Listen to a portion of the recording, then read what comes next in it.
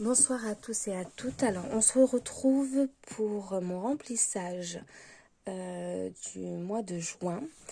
Alors, sachant que moi, je fonctionne avec un filofax pour tout ce qui est au niveau... Enfin, c'est ce que je me balade tout le temps avec, mon portefeuille, quoi, mon porte-monnaie. Et pour les enveloppes qui sont au mois, donc j'en ai 3 en fait. Donc, j'ai celle de mon fils, la mienne est d'hiver. Celle-là, je laisse l'argent à la maison, du moins une partie et une autre partie, donc du coup à la semaine et dans mon filofax.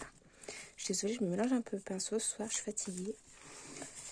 Alors, donc du coup, dans un premier temps, je voulais vous parler de mon enveloppe carburant. Donc je suis passée bien sûr, comme beaucoup de gens, avant j'étais à 100 €, je suis passée à 150 € depuis le mois dernier. Le mois d'avant, j'avais juste fait 20 € plus, il me semble, sur le budget. Donc, pendant le mois d'avril et de mai, j'ai essayé de fonctionner, en fait, aussi celle-là en mensuel. D'où les semaines 1, 2, 3, 4, 5 que vous voyez affichées ici. Or, en fin de compte, pour trouver une station-service où il y a quelqu'un pour pouvoir payer en espèces, dans ma petite campagne, c'est un peu compliqué. Du coup, j'ai décidé de revenir en carte bancaire, puisque au final, je me retrouvais toujours devant la station essence à devoir sortir la carte bancaire. Donc, autant continuer sur un tracker comme ça. Donc, je l'ai laissé dedans au cas où je change d'avis, mais bon, on va le laisser comme ça. Hop, voilà. Et du coup, aujourd'hui, jour de salaire, j'ai déjà été à la pompe à essence. Donc, vous voyez, mon budget est de 150 € et j'ai déjà mis 51 €. Donc, j'en me reste 99 € pour le mois. Youpi, youpi. Merci beaucoup, les taxes. Donc, on va commencer par l'enveloppe du coup de mon fils. Alors, si on va voir comme ça, on voit plus. Voilà, c'est pas terrible, mais on fait comme on peut. Si je fais comme ça, je sais pas si c'est mieux. Bon, c'est que ça se reflète beaucoup. Bon, on va faire comme ça, hein. On va pas trop perdre de temps. Donc, alors, mon fils, il a un budget mensuel de 100 €. Donc, 20 € par semaine. Donc, pour le mois de juin, j'ai compté 5 semaines. Sachant que j'essaye toujours de faire en fin de compte des mois à 5 semaines. Et si j'ai un mois qui tombe à 4, et ben l'épargne, la semaine tombe en épargne, en gros. Voilà. Donc, alors, pour mon fils, donc 20 € pour lui ici et de 4. Voilà. Et donc, du coup, les 80 € dans la pochette. Youf, coincé. Ah non. Hop là, voilà, dans la pochette mensuelle. Et pour la semaine, on va lui mettre 20 €. Voilà. Tac. Pour bébé. Donc, vous voyez, j'ai déjà rempli mes trackers. Voilà. Ensuite, pour moi-même, j'ai la même somme qui m'est attribuée. Donc, 20 € de 4, 6, 8. Donc, je mets pareil mes 80 € ici. Clac. Et mes 20 € pour cette semaine ici. Hop, on verra ce que j'arrive à épargner. Clac, l'essence, c'est déjà fait. Le d'hiver. Alors, le d'hiver, c'est 10 € à la semaine. Sachant que c'est une enveloppe que j'aimerais vraiment augmenter. J'aimerais la passer à 20 €. Pour l'instant, mes finances ne me permettent pas. Peut-être l'année prochaine, j'espère. J'aimerais la passer à 20 € parce que tout simplement, c'est cette poche, c'est cette enveloppe-là où je vais piocher quand je vais à Action. C'est celle-là aussi qui me sert pour tout ce qui est lié à du paiement de stationnement, les timbres, des piles, etc. Les petites choses comme ça. Donc, c'est vrai que 10 € c'est des fois un peu juste. C'est un petit peu ric-rac quelquefois. Mais bon. J'ai augmenté ma santé. Et avec la période estivale, j'ai augmenté aussi sorties et loisirs. Enfin, sortie resto. En gros, avant sortie resto, je mettais 30 € par mois en hiver parce que ça me servait exclusivement pour tout ce qui était restaurant. Et j'ai rajouté 20 € pour les sorties. Donc au niveau des enveloppes là-dedans, c'est fait. On va poser ça parce que j'ai encore une petite enveloppe à compléter dedans. Vous verrez à la fin. Donc sortir et loisirs, c'est ce que je disais. Donc elle a augmenté. Donc ce que je vais faire, donc il y a les 30 € du restaurant et les 20 € pour les sorties. Voilà, donc là c'est vraiment pour un petit peu de tout. Pour le McDo, pour un petit resto. On aime bien aller au chinois avec mon fils. Enfin, j'aime bien aller au chinois avec lui. Il y a un chinois pas très loin de chez moi qui est à buffet à volonté. Et le midi, la formule était à 12 ou 13 €, on va dire. Et le soir, elle est à 18, 19, voire 20 € quand c'est les week-ends. Mais vraiment, ce qui est bien là-bas, c'est qu'il ne me compte pas pour mon fils encore, comme il est petit, il a que 2 ans. Je ne paye pas. Donc, je paye que ma part. Donc, c'est très bien. Et Victor et moi, vu que moi, j'ai eu une sleeve, je mange pas beaucoup. Et donc, avec Victor, on mange pour un bon adulte. Voilà. Et santé, c'est ce que je vous disais. Je suis passée donc du coup à 50 €. Avant, j'étais à 30 €.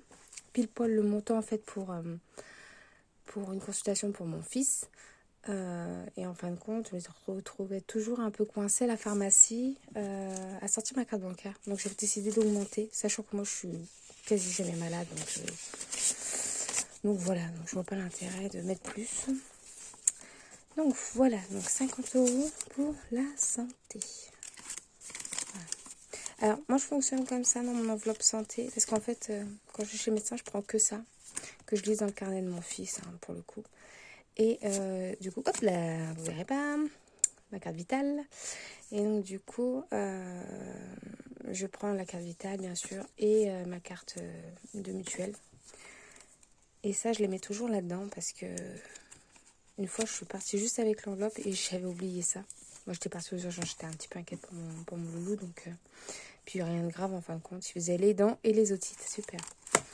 Donc voilà, donc pour mon filofax, pour cette semaine, c'est fait, ainsi que pour certaines enveloppes au mois. Donc ça va retrouver dans mon sac à main.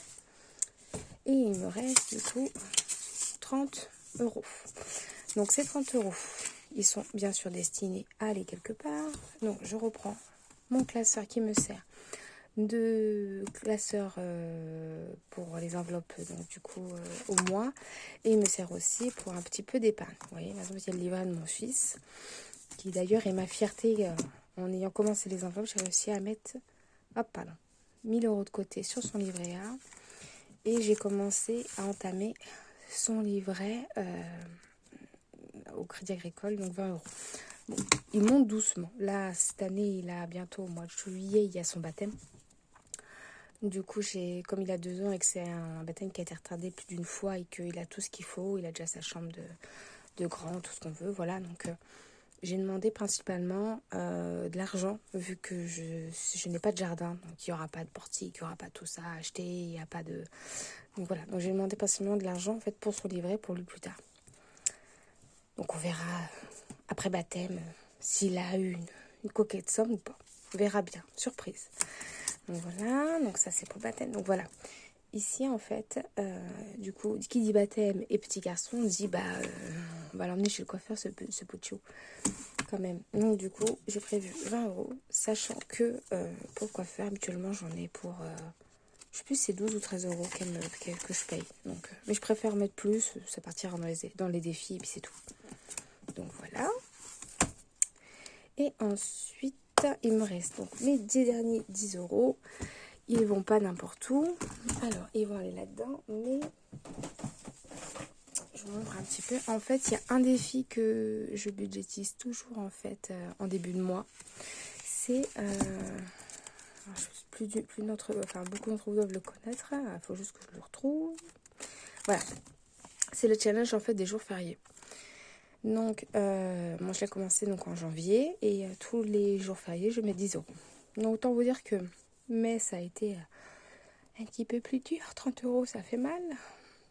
Quand on a un petit budget, du moins, ça fait mal. Mais bon, maintenant je suis contente. Voilà, je vais arriver à 60 euros ce mois-ci. Et puis après, je sais pas ce que j'en ferai. Je pense que je vais m'en servir en partie pour le nouvel an. On va essayer, on verra bien. Donc, ça, c'est donc mon petit classeur où je mets mes enveloppes de défis. Et donc, du coup, les jours fériés, ils sont là. Vous voyez, j'ai déjà tout rempli. Hein. Comme ça, on est tranquille, ça va vite. Hop, donc là, vous voyez, j'ai bien déjà mes 50 euros. Plus ça, on est à 60. Et ça fait plaisir. Voilà. Pour ceux qui se posent la question, comment faire pour avoir... parce que je sais que c'est le problème de beaucoup de vidéos que j'ai pu voir. Il y a beaucoup de gens en fait qui se retrouvent avec des billets de 50 euros et être embêtés en fait pour faire l'appoint, la monnaie, tout ça par rapport aux enveloppes budgétaires. Donc si j'ai un conseil à vous donner, d'ailleurs ça sera peut-être l'un des meilleurs conseils de la vidéo, c'est que si vous voulez avoir exclusivement ou principalement des billets de 20 ou de 10, le mieux à faire c'est surtout pas de retirer de l'argent à une banque, mais de le retirer dans les, vous savez, les petits distributeurs qu'il y a dans les supermarchés. Souvent, il y a des billets de 10 et des billets de 20. Donc, vous n'aurez pas de billets de 50, vous êtes sûr pour ça. Donc, ce que vous pouvez faire, c'est un mois, vous faites un supermarché. Et quand vous avez un petit peu, comme moi là, par exemple, le mois prochain, je pourrais me permettre d'aller retirer à la banque, puisque, par exemple, dans le défi Monopoly que je fais, pas le défi Monopoly partout, dans le défi dessin Disney, j'ai 80 euros. Mais j'ai pas 80 euros genre en billet de 50. J'ai 80 euros en billet de 10 et de 20. Ce qui fait que le mois prochain, je pourrais très bien aller à ma banque et s'il me manque des billets de 10 ou des billets de 20, je pourrais piocher dans mes enveloppes de défi. Donc voilà. Donc c'est un petit conseil si vous voulez pas vous retrouver embêté avec des billets de 50 et puis vous dire bon bah je ferai la pointe, je ferai la monnaie, enfin voilà.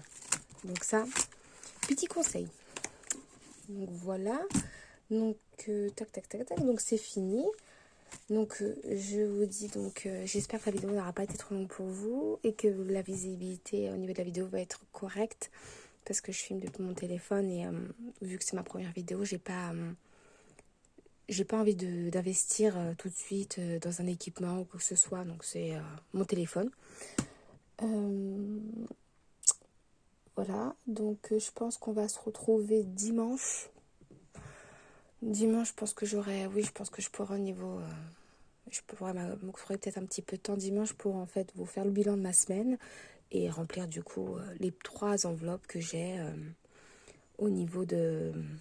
Au niveau comment?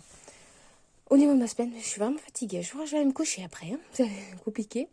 Et puis surtout, je pourrais vous présenter quelques défis que je fais parce que je fais plusieurs défis, mais par contre, je fais que des tout petits défis.